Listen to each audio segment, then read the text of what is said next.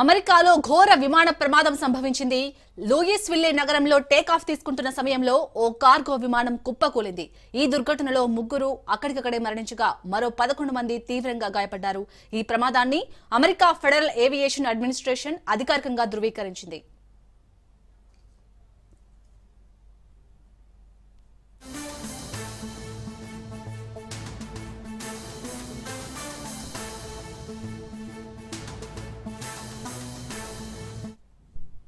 వివరాల్లోకి వెళితే యూపీఎస్ కు చెందిన ఫ్లైట్ నెంబర్ 2976 కార్గో విమానం లూయిస్విల్లే నుంచి హోనోలూలుకు బయలుదేరింది.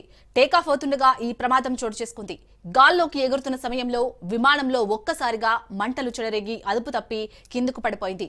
మెక్డోనెల్ డగ్లస్ MD-11 రకానికి చెందిన ఈ విమానం పూర్తిగా దగ్ధమైంది. విమానం గాల్లో ఉండగానే మంటల్లో చిక్కుకొని కూలిపోతున్న వీడియోలు పలువురిని కలిసివేస్తున్నాయి. ప్రమాద సమాచారం అందిన వెంటనే సహాయక బృందాలు ఘటనా స్థలానికి చేరుకొని గాయపడిన వారిని ఆసుపత్రికి తరలించాయి.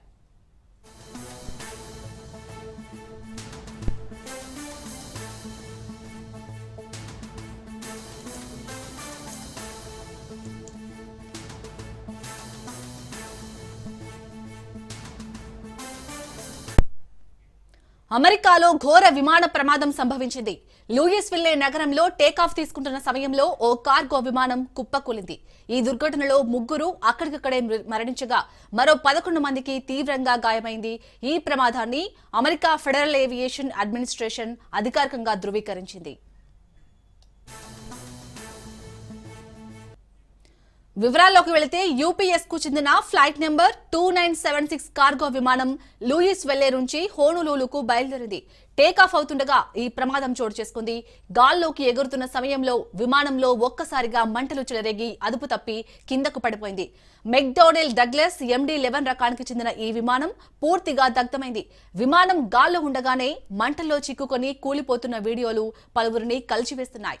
ప్రమాద సమాచారం అందిన వెంటనే సహాయక బృందాలు ఘటనా స్థలానికి చేరుకొని గాయపడిన వారిని ఆసుపత్రికి తరలించాయి.